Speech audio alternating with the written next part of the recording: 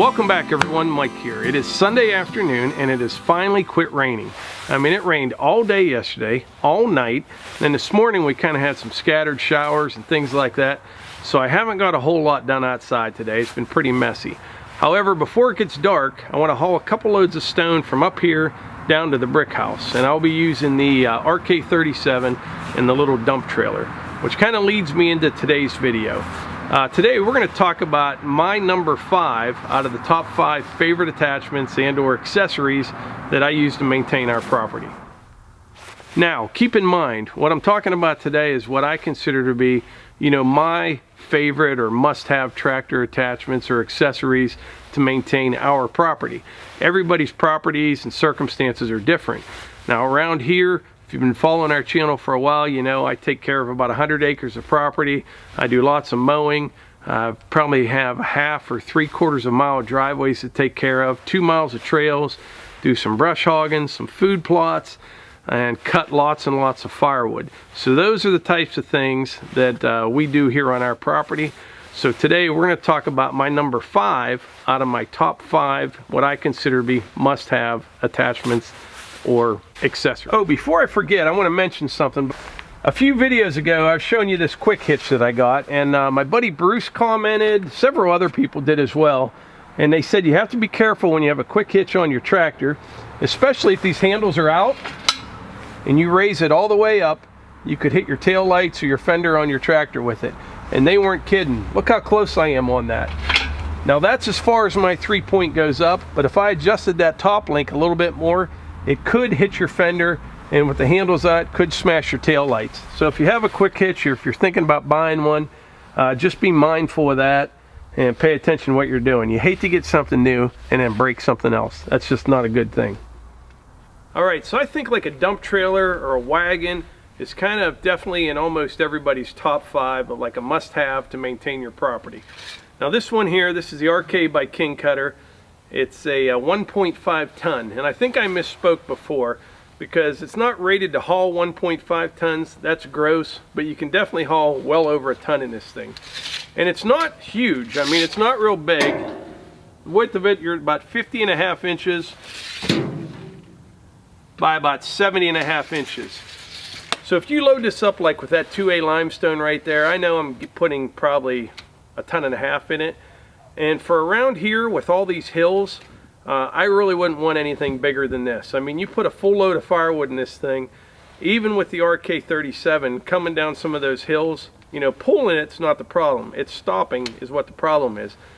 So for me, I think this is about the perfect size dump trailer, for gathering firewood. We've hauled mulch in this, rock, dirt, branches. I mean, it's just very handy to have a dump trailer around. Now this one is plumbed right into the tractor. I'll show you that in a minute.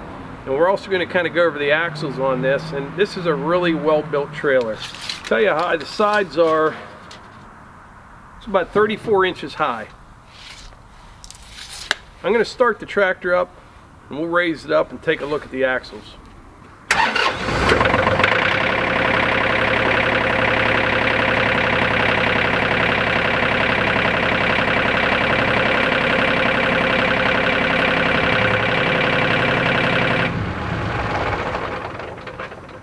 Now this trailer, you can either pump it up manually by hand right there, but I have it plumbed right into the rear remotes on the tractor.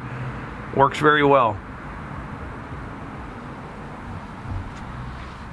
So it's a tandem trailer and those axles kind of walk. What I'll do, I'll get a couple pieces of firewood or something, throw them on the ground, and we'll just run over them and show you how that kind of works.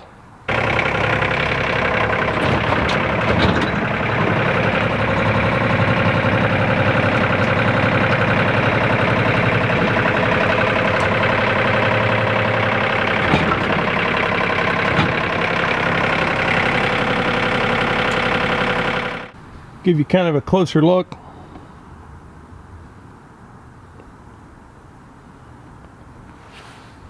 Besides the axles being able to pivot like that, if you look at the tongue, so this trailer, it's designed for off-road use. It's not like you're driving down a smooth road. So the walking axles are very helpful to keep all 4 tires on the ground. Something else that's pretty nice, if you look at the tongue here, right now it's set up for a 2-inch ball. There's also an adapter there just for like a pintle hitch. But anyway, right here, this is mounted on a steel pin and it's greasable. And this also pivots as well, which is very nice. It keeps you from getting in a bind whenever you're going, you know, over rough areas. All right, I'm gonna lower that down, then go get the RK24 and load it up with some stone.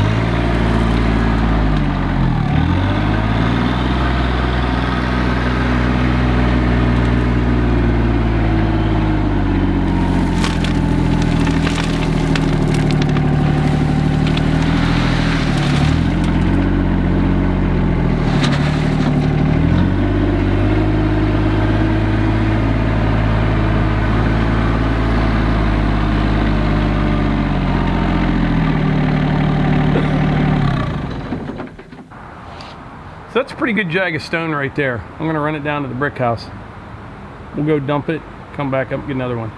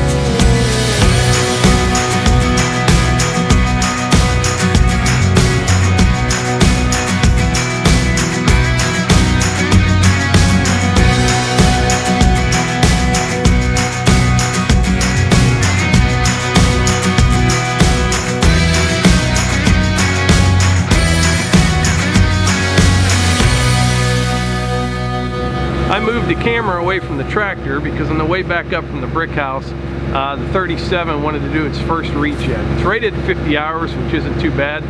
I think the RK55 had its first one at 55 hours, if I remember correctly. But speaking of the RK37, we have never named that tractor. You know, we got Sherman, is the RK24, Big Red is the RK55. So everyone did a real good job picking those names. So in the comments below, if you don't mind, let's name that RK37. Now keep in mind, it's a very versatile tractor. It lifts really big, heavy things for its size. Trying to think what else I can tell you about it. I really like it. So come up with a good name, and whatever's most popular, it will be named that from this day forth. Also, I am in the market for a sawmill. So anybody out there, I have looked at Timber Kings, Timbery, Hudson, Norwood, Wood Miser.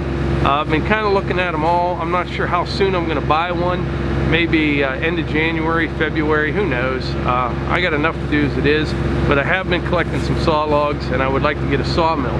So also, if anybody has any experience with a band mill, and that's kind of what I'm set on, is a band mill, comment below and let me know why.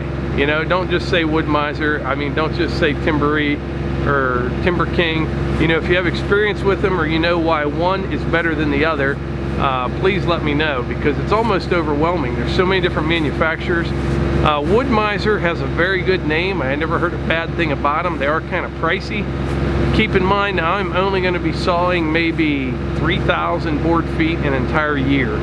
So I'm thinking something, you know, like a Timber King 1220 or a Timbery 280, something like that.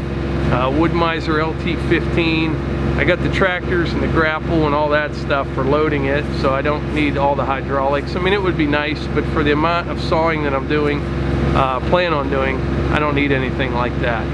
So that's something else. But anyway, back to today's video.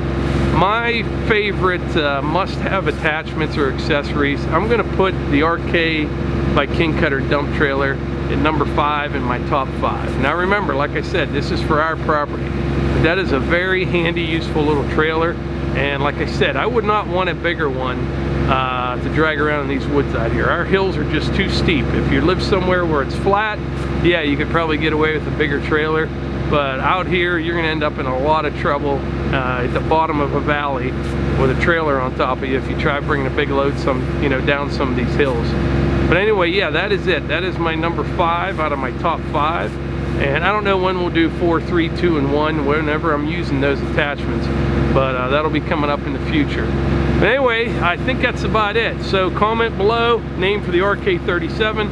And please let me know what you think a good sawmill is and why. And like I always say, if you enjoy these videos, please hit the like button, click subscribe, and share them with your friends. Thanks.